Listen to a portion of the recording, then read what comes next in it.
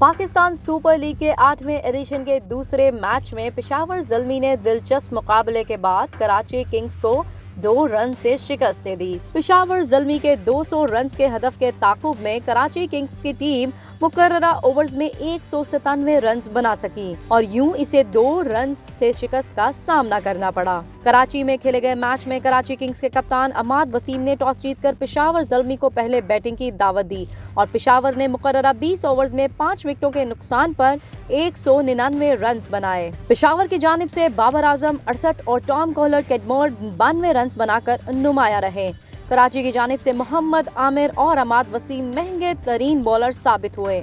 आमिर ने 4 ओवर्स में 42 रन दिए और कोई विकेट न ले सके, जबकि कप्तान अमाद वसीम ने 3 ओवर्स में बगैर कोई विकेट लिए 42 रन दिए। कराची की जानिब से मीर हमजा, एंड्रयू टॉय, इमरान ताहिर और बैन कटिंग ने एक विकेट हासिल की। जवाब में कराची किंग्स ने इनिंग्स की इब्तिदा में अच्छी कारकर्दगी दिखाई, ताहम आखिरी ओवर्स में कप्तान अम्माद वसीम और शुएब मलिक तवील पार्टनरशिप के बावजूद मैच को खत्म न कर सके।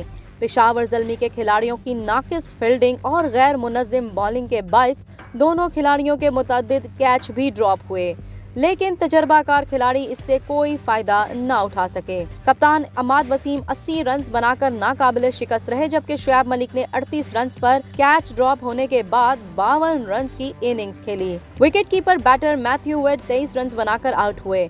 पेशावर ज़ल्मी की जानिब से वहाब रियाज और जिमी नेशम ने 2-2 जबकि सलमान इरशाद ने 1 विकेट हासिल की।